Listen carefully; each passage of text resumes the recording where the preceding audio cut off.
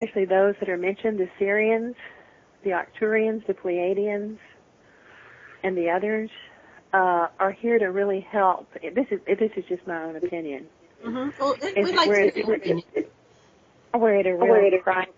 We're in a real crisis right now for the planet, because the vast mass consciousness needs to grow quicker, become more enlightened, in order to allow the Earth to flow in harmony with the rest of the Galactic Confederation. Mm-hmm. And I think that that's what Balfour and his people did when they came in here in the late 50s. And they weren't accepted by the presidential administration. But they and others are still working, and they're probably here with us right now. Yeah. Right as I'm talking to you. Did you get to see the movie? No, I'm really excited to see it, though. I hear it's fabulous. Yeah, it's got very good reviews. Oh, yeah. We'll be talking about that the second hour, but it's a short because they're hoping to make it into a full feature film and get the funding for that. They will. Yeah, they'll do that. So these beings of light and love, you mentioned a federation. Can you tell me a little bit more about that? Well, there's a galactic confederation or federation, where probably many commanders, many leaders get together and try to figure out what planet or what star system has glitches that need to be fixed in order for things to flow better. I mean, if disaster happens here that affects the atmosphere and the public and all of that, it can also affect other systems and other planets and other cosmic areas. So we're not. I think they're trying to help. Now, I don't think that everybody has a great agenda. I mean, I'm not saying. I'm sure there are those that have their own agendas that I don't know about. But these are just the ones that I'm familiar with. Mm-hmm. So you're focused on the loving ones and on the positive experiencers and the contactees that are having positive experiences, and so your group is in contact with these beings that are here to assist humanity. They have beautiful experiences, and they feel the love and the light, and we even see colors. We even see the lights physically in here, and they see the lights, even on the beta level. Even on the beta level. So you're actually having these. You do like group meditations or? No, I do a one-on-one because everybody has their own little way of getting it. Because everyone has a different story and a way that they're getting it. Mm-hmm. And so I think it's more intense that way. It's not that I wouldn't be open to it, but it's very personal. And, they don't want to talk about a lot of it out there. But, the lady who wrote the book that I told, The Little White Light, she actually saw the light in her bedroom every day. And it would be there and she would call for it and it would come. So what was the light? What did she say the light is? She says it's her guide calling her. It's her cosmic person who's helping her do this mission to help others and to help the children. To become more aware. Mm-hmm. The guide is in and ready to work. They're ready to work, yeah. Yeah. So how does one get into this altered state? What's the procedure? Well, I have the altered state. I have a little sound studio that I go into with a microphone and systems and everything. And then I'm working on that with background music, and I use a very famous, he's father of space music, I use his music. His name's John Seri. And, in fact, his music is fantastic. His website is www.thousandstar.com if anybody wants to check him out. He's excellent. and Jonn, and then Serrie, Serrie. And I have published 4 CDs on this that are on Amazon right now about I Am Cosmic and with his music. And then when clients come to me that I teach, we just do little channeled messages that are about 10 or 15 minutes with that music. And then sometimes they can just be sitting in the room and see a color and see a light. The one who I was talking about, after she had seen a light, I can sometimes see when people, I can really see lights come real quick, and they'll leave just like in an instant, and they'll have colors. Most of them are like the cool colors, like the lavender, the blue, and that sort of thing, just a sparkle. And then sometimes there's a little golden sparkle. So it's really interesting. I mean, and that's not while we're under. That's just at the beta level of consciousness, like you and I are here talking right now. Wow. In a room, in a lit room. So what does it mean when these lights come in? Do they symbol, what does that mean? A gateway opening, or what's?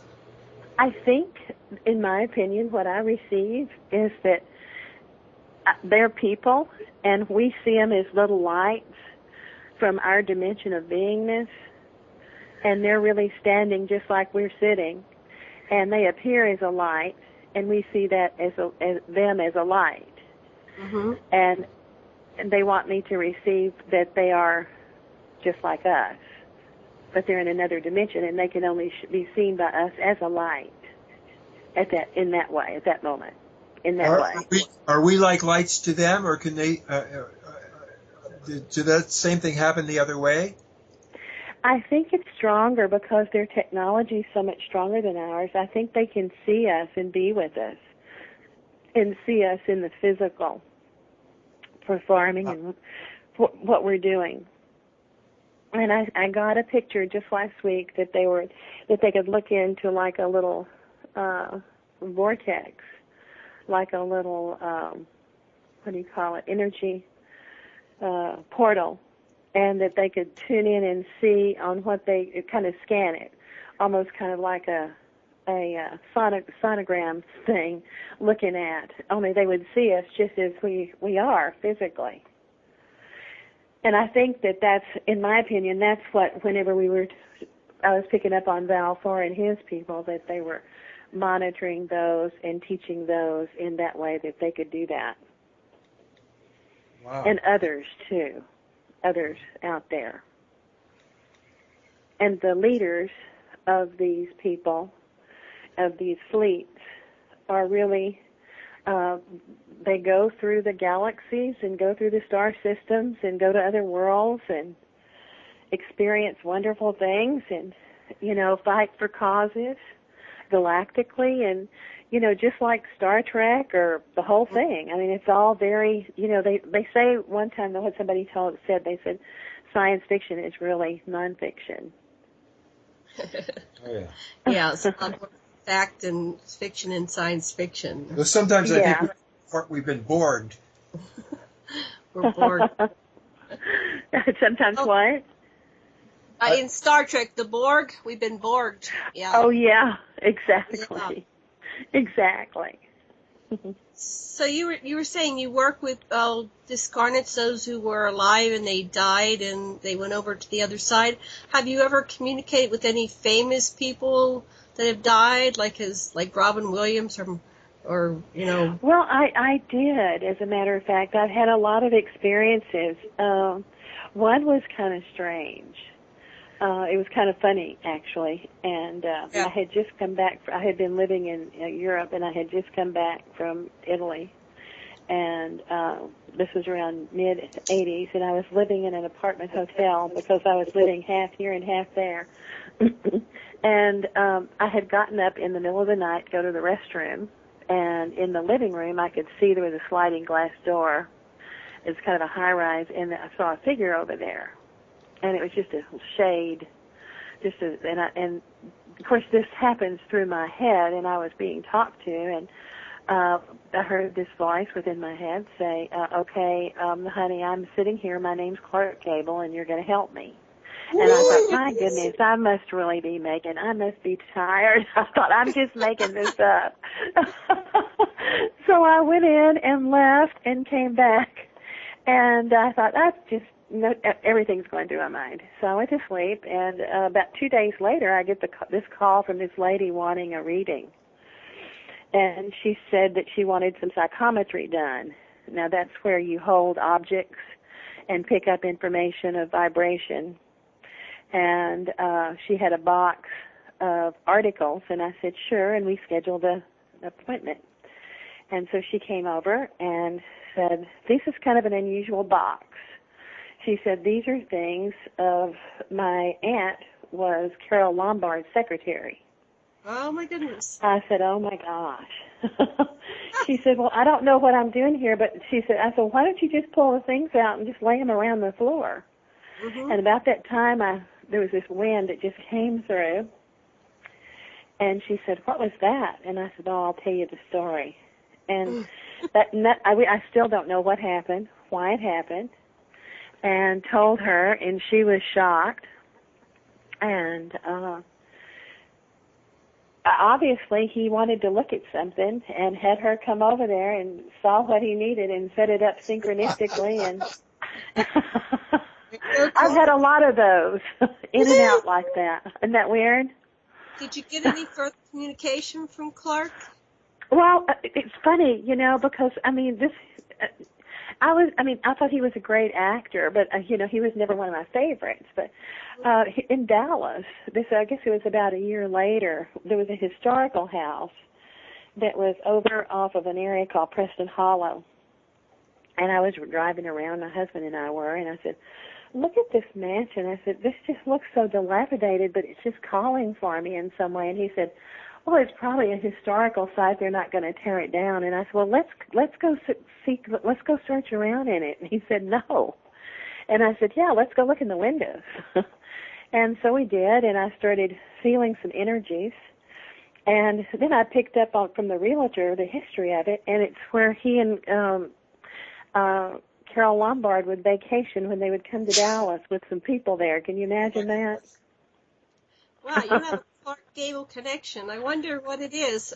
I have no idea, because I've never heard from him since that. Mm-hmm. Isn't that funny?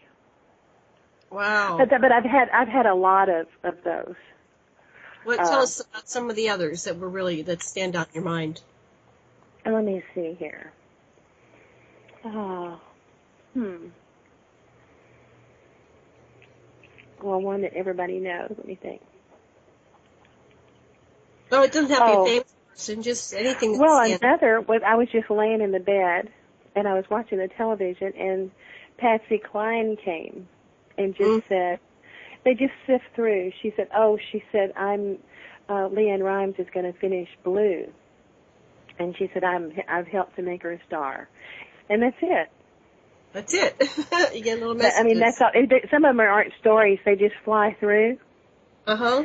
And I could go on and on because I've been doing this for so long. And a lot of them are people who, when people come to me, I can tell usually if they've come because someone that they love died, because I can feel it in their energy a lot of times when those people are sent. Because when somebody that you love passes, the first thing they want is the ones that they left behind to know that this was just a play.